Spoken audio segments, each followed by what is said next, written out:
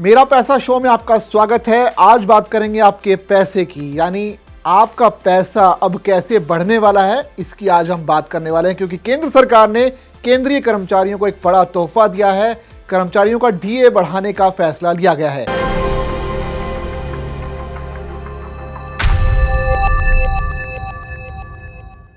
मोदी सरकार ने गुरुवार को केंद्रीय कर्मचारियों को बड़ा तोहफा दे दिया है। सरकार ने केंद्रीय कर्मचारियों और पेंशनर्स के लिए डीए और डीआर बढ़ाने का ऐलान कर दिया है। सरकार ने केंद्रीय कर्मचारियों के लिए महंगाई भत्ते यानी डीए यानी डियरनेस अलाउंस और महंगाई भत्ता यानी डीआर में 2% की बढ़ोतरी कर दी है। इसके बाद अब केंद्रीय कर्मचारियों का डीए 53% से बढ़कर 55% हो गया है। बता दें कि 7वें वेतन आयोग के तहत लाखों केंद्रीय सरकारी कर्मचारियों और पेंशनर्स को इसका लाभ मिलने वाला है।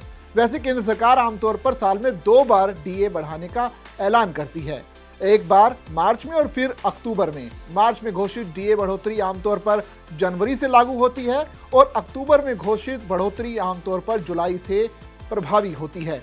इससे पहले केंद्र सरकार ने अक्टूबर 2024 में डीए को 3% बढ़ाकर 50% से 53% कर दिया था। मार्च 2024 में पिछली बढ़ोतरी में डीए को 46% से बढ़ाकर 50% किया गया था। अब सवाल उठता है कि डीए बढ़ने से आपकी सैलरी पर कितना असर होगा। तो आइए आपको समझाते हैं। अगर किसी कर्मचारी का मूल वेतन 18,000 रुपए है तो उसे हर महीने 360 रुपए अतिरिक्त मिलेंगे। दरअसल अब तक 18,000 रुपए मूल वेतन वाले कर्मचारी को 53% भत्ता मिलता है, जो कि 9540 रुपए के बराबर है।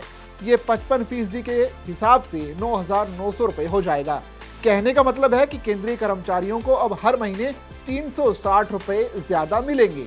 हालांकि ये बढ़ोतरी पिछले कई सालों में सबसे कम है, लेकिन सरकार ने 8वें वेतन आयोग का भी गठन किया हुआ है। ऐसे में ये वेतन आयोग केंद्रीय कर्मचारियों की सैलरी और भत्ते पर सिफारिशें भी देगा, जिससे जनवरी 2026 से लागू होने की उम्मीद की जा सकती है। यानी 8वां वेतन आयोग लागू होने से पहले ही सरकार ने एक तोहफा दिया है। भले ही पिछली बार की तुलना में ये डीए जो है परसेंटेज के हिसाब से थोड़ा कम जरूर हो, लेकिन क्योंकि 8वां वेतन आयोग अभी लागू होना है, लेकिन उससे पहले जो डीए बढ़ने का ऐलान किया गया है, इससे आपकी सैलरी बढ़ना निश्चित है।